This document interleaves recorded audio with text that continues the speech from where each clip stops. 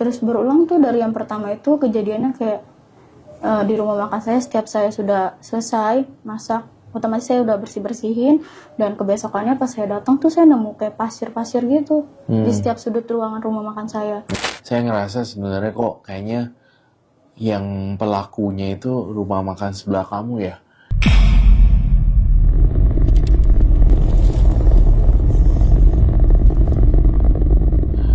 Hai guys, balik lagi bersama saya Rekyosi di Benang Kehidupan, mengupas tuntas misteri kehidupan manusia. Tentunya hari ini ada partisipan lagi yang datang pengen sharing di Benang Kehidupan. Selamat datang Mbak Tika ya. Iya. Selamat datang di Benang Kehidupan. Terima kasih telah mau berbagi. Hari ini apa yang mau dibagi? Sebelumnya perkenalkan, nama saya Tika Roy. Tika. Iya, saya datang sini tuh mau sharing. Jadi kurang lebih setengah tahun yang lalu, rumah makan saya tuh ada kejadian aneh. Kamu berarti usahanya rumah makan? Iya, rumah makan apa jenisnya? Warung makan itu ya? Iya, warung nasi makan. sayur. Iya, nasi sayur dan lain-lain sebagainya. Dan ya sebelumnya sih saya punya rumah makan itu, dan hampir setiap hari itu pasti habis. Ya, karena dekat rumah saya itu banyak pabrik kan, otomatis banyak karyawan dan buruh pabrik tuh yang jam makan siang tuh pasti makan di rumah makan saya.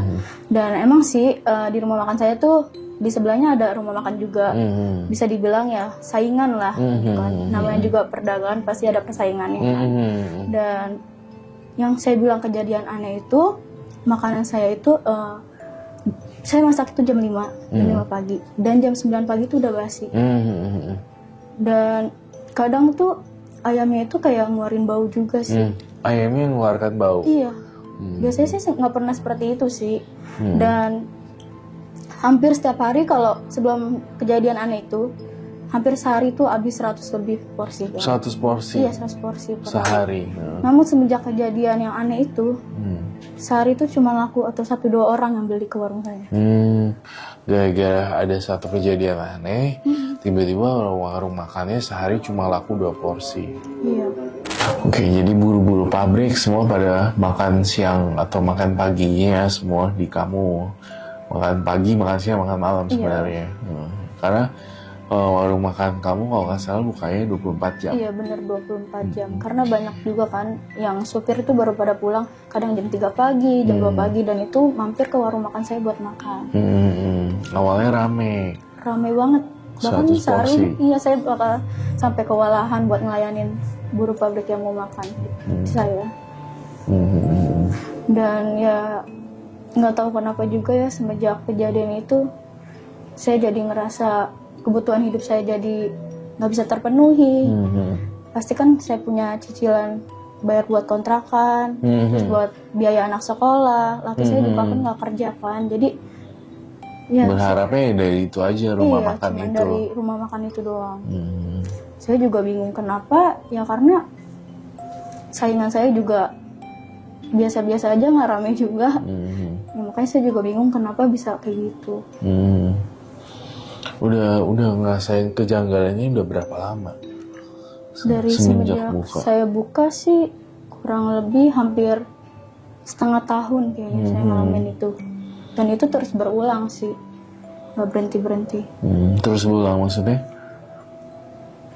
Terus berulang tuh dari yang pertama itu kejadiannya kayak di rumah makan saya setiap saya sudah selesai masak, otomatis saya udah bersih-bersihin, dan kebesokannya pas saya datang tuh saya nemu kayak pasir-pasir gitu di setiap sudut ruangan rumah makan saya. Dan saya juga nggak tahu kenapa. Dan di masakan saya juga ada hewan-hewan mati gitu. Dan itu yang bikin saya kayak aneh aja gitu. Padahal saya juga nggak pernah benci sama orang kan. Saya juga nggak tahu itu siapa yang jadi kamu berasumsi kalau rumah makan kamu tuh dibikin orang ya, sebenarnya kayak gitu kan? Iya, kurang lebih sih kayak gitu, karena saya juga nggak tahu yang kayak gitu-gitu. Saya juga udah bawa sih ininya. Saya nemuin kayak gini nih pasir. Oh oke. Ini apa?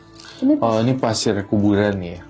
kurang lebih sih kayak gitu, saya juga kurang tahu ya. Saya nemu ini di setiap sudut ruangan rumah makan saya. Oh, ini kamu nemuin pasir ini, yang pasir misterius ini di rumah makan kamu sapu dulu? Iya, saya sapu. Karena setiap pagi nih kayak gini banyak banget pasir-pasir kayak gini. Oh, ini juga udah berapa lama kalau ini? Kalau yang ini kurang lebih 3 bulanan kayaknya itu secara 3 bulan? berulang-ulang. Iya. Berulang terus 3 bulan kali selama kayak 3 gini. bulan. Oh, emang kamu nggak cek CCTV gitu, siapa yang ngaburin ini dan segala macem? Kalau saya cek CCTV sih nggak ada apa-apa sih, nggak ada hal-hal yang aneh. Kayak orang masuk pun nggak ada. Dan makanya saya datang ke sini ya mau nanya ini kenapa. Jadi saya minta tolong banget Roy buat apa sih sebenarnya terjadi sama rumah makan saya. Kalau menurut penerawangan batin saya merasakan ini adalah tanah kuburan dan pasir. Sebenarnya aku ngerasa pelakunya itu nggak jauh dari rumah makan kamu sebenarnya. Tapi saya nggak mau seuzon siapa mereka dan siapa tujuannya apa. Tapi saya merasakan ini adalah persaingan yang tidak sehat. Ini adalah pasir dan tanah kuburan, yang mana kalau disebarkan ini juga sebagai inspirasi juga dan warning juga buat teman-teman di luar sana kalau misalnya punya rumah makan tiba-tiba atau punya usaha apapun nemu pasir misterius ini, sudah dipastikan ini adalah pasir yang aneh yang dibuat dari tanah kuburan kah atau tanah dari dukun kah. Ini sebenarnya harus di cleansing sih, harus dibersihkan. Nanti gini deh, aku pengen juga selain tanah kuburan ini sebenarnya kok saya masih ngerasa banyak kejanggalan yang lain ya. Maksud saya kayak benda-benda spiritual seperti tali pocong dan segala macam kayaknya belum ketemu ya. Dan ini benar-benar udah ngebuktiin kalau emang restoran atau rumah makan kamu sebenarnya diguna-guna sih, gitu.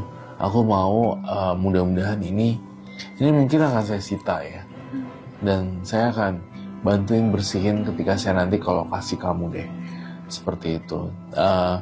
Tapi saya mohon setiap beberapa waktu berkala, aku rasa kamu juga ngelakuin inilah ya, bagi-bagi nasi di jalanan.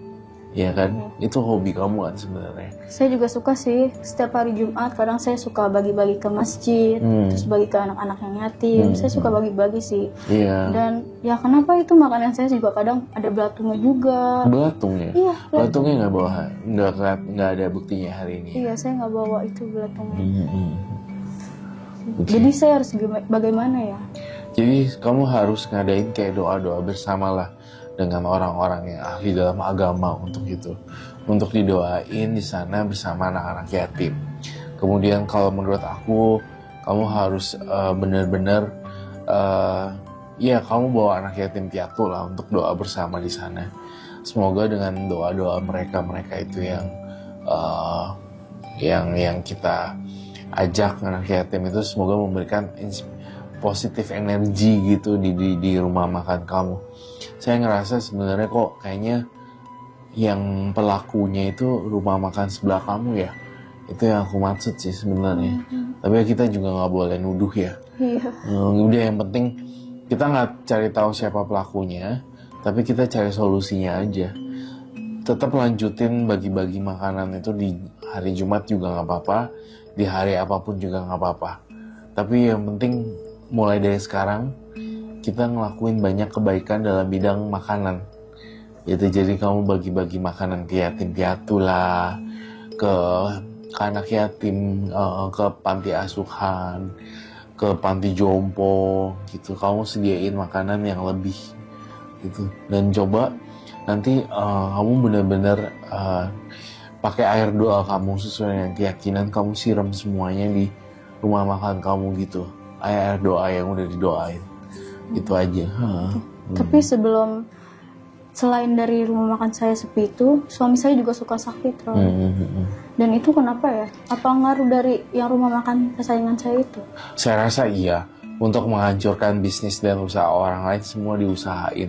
Entah suaminya sakit, entah nanti anaknya sakit kah, entah nanti tiba-tiba keluar belatung lah, keluar ini itu sebenarnya saya nanti akan sempetin waktu lah untuk ke rumah Katika ya, ke warung makannya.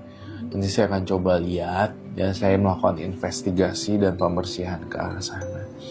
sementara kamu melakukan banyak perbuatan yang baik-baik aja berhubungan dengan makanan. Itu lagi yang saya bahas sebenarnya. Dengan kamu banyak berbuat baik di bidang makanan, insya Allah mudah-mudahan itu akan ramai lagi rumah makannya. Gitu sih sebenarnya. Kamu gak usah bales lah, nggak perlu dibales hal-hal seperti itu. Udah sih, mungkin itu aja yang cuma mau saya sharing sama Roy. Mudah-mudahan setelah ini saya bantu memusnahkan ini akan saya sita. Tapi juga saya juga berharap yang seperti yang saya bilang tadi, ya, terus berbuat kebaikan dan menabur inspirasi buat orang-orang lain di luar sana. Kamu harus laris rumah makannya. Kalau kamu laris rezekinya banyak, kamu bisa menyantuni orang-orang lain gitu, bisa jadi berkat buat orang lain.